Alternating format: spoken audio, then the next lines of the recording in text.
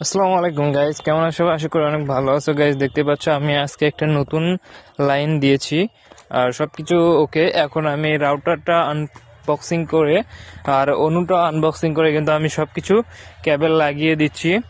তো গাইজ, এই যে দেখতে পাচ্ছ এখানে কিন্তু যা যা প্রয়োজন একটা ওয়াইফাই লাইন দিতে গেলে আমার যা যা প্রয়োজন সব কিন্তু এখানে রয়েছে। এবং তোমরা যদি কেউ নতুন ওয়াইফাই লাইন নিতে চাও তো গাইজ অবশ্যই এই ভিডিওটি দেখতে পারো এবং দেখার পরে অবশ্যই তোমরা বুঝতে পারবা আসলেই ওয়াইফাই লাইন নিতে গেলে কি কি প্রয়োজন আর কত টাকা খরচ হয়। তো গাইজ এখানে তোমাদেরকে আমি এর কস্ট সহ বুঝে দেব কত টাকা লেগেছে। তো এটা মূলত গ্রাম অঞ্চলের লাইন। তো এখানে অতটাও মানে যে একটা লাইনের প্রতিযোগিতা অতটাও বেশি না। তো লাইনের প্রতিযোগিতা আছে, সব জায়গাতেই আছে, কিন্তু এখানে অতটা বেশি না। তো গাইস এখানে এই যে রাউটারটা দেখতে পাচ্ছ, এটা নেটিস রাউটার এবং এটার প্রাইস হচ্ছে 1200 টাকা। এটা হচ্ছে ভিশাল রাউটার, ভিশাল অনু। তো এটার অনুর দাম হচ্ছে 1100 টাকা থেকে 1150 টাকার আশপাশে। তো গাইস এখানে দেখতে পাচ্ছ আমি কিন্তু কেবলগুলো কিভাবে লেগে দিয়েছি। তো গাইস এখন আমরা ফোনের স্ক্রিনে চলে যাব।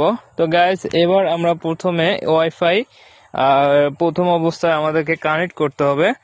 তো গাইস আমাদেরকে অবশ্যই ওয়াইফাই কানেক্ট করতে হবে। এরপর আমাদের ক্রোম ব্রাউজারে যেতে হবে। এখানে লিখতে হবে 192.168.1.1। এটা হচ্ছে নেটিস রাউটারের আইপি অ্যাড্রেস। তোমরা এটা লিখে সার্চ দেবা, এরপর এই ওয়েবসাইটটা চলে আসবে, অফিসিয়াল ওয়েবসাইট। তো এখানে তোমরা যে পাসওয়ার্ডটি কানেক্ট করার সময় দিয়েছো এটা দিয়ে দেবা।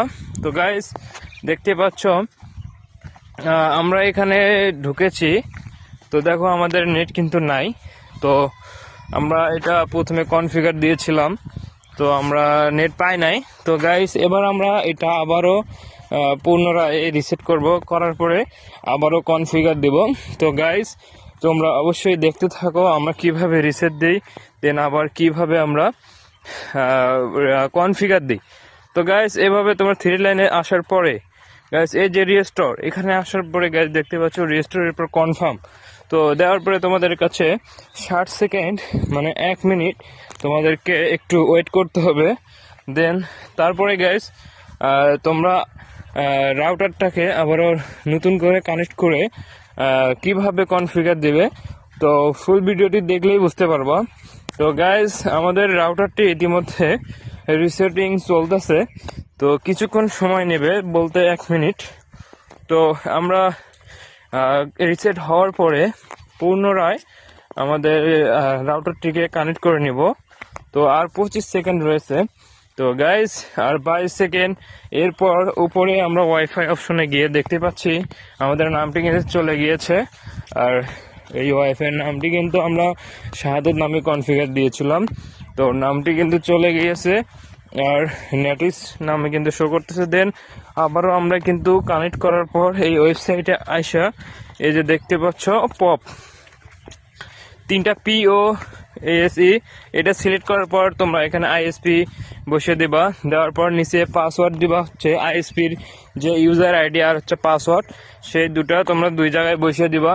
দেওয়ার পরে গাইস তোমরা নেক্সট অপশনে চাপ দিবা। দেওয়ার পর এইখানে তোমাদের ইচ্ছা মতো তোমাদের ওয়াইফাইয়ের নামটি দিয়ে দিবা। দেওয়ার পর তো নিচে তোমাদেরকে অবশ্যই পাসওয়ার্ডটি দিতে হবে। তো গাইস আমি 1 থেকে 8 পর্যন্ত দিলাম। দেন এইখানে কিন্তু তোমাদের টিক মার্ক দিতে হবে এগ্রি। তো গাইস তারপরে নেক্সট সেভ করে দিবা। তো সেভ হয়ে গেলে গাইস তোমাদের কিন্তু রাউটারটি সেট আপ হয়ে যাবে, কনফিগার হয়ে যাবে। তো এইটুকুই গাইস, এইভাবেই কিন্তু এত সহজভাবেই কিন্তু নেটিস রাউটারগুলো কিন্তু কনফিগার দেওয়া হয়ে থাকে। প্রায় সব রাউটারের কনফিগার সিস্টেম কিন্তু অলমোস্ট সেম। তো গাইস একটু ভিন্নতা থাকতেই পারে, বাট ওইটা তুমি যদি বুঝতে পারো তাহলে তোমার কাছে কোনো ব্যাপার না, তুমি সহজে বুঝেছো। গাইস দেখতে পাচ্ছ আমাদের কাছে নেট কিন্তু আমাদের কনফিগার হয়ে গিয়েছে। তো এভরিওয়ান নেট দেখতে পাচ্ছ আমাদের ওয়াইফাই নেট কিন্তু চলে আসছে গাইস। তো গাইস তোমরা এই যে এখানে আবারও এসে তোমরা কমপ্লিট করে দিতে পারো। তো গাইস ভিডিওটি কেমন লেগেছে, যদি ভালো লেগে থাকে অবশ্যই তোমরা চ্যানেলটিকে সাবস্ক্রাইব করে দিও এবং যদি কোনো জানার থাকে তোমরা অবশ্যই কিন্তু কমেন্ট করতে ভুলবো না, আমি তোমাদের ওই কমেন্টের উপর রিপ্লাই ভিডিও নিয়ে আসবো। তো গাইস ধন্যবাদ, ভালো থাকবে সবাই।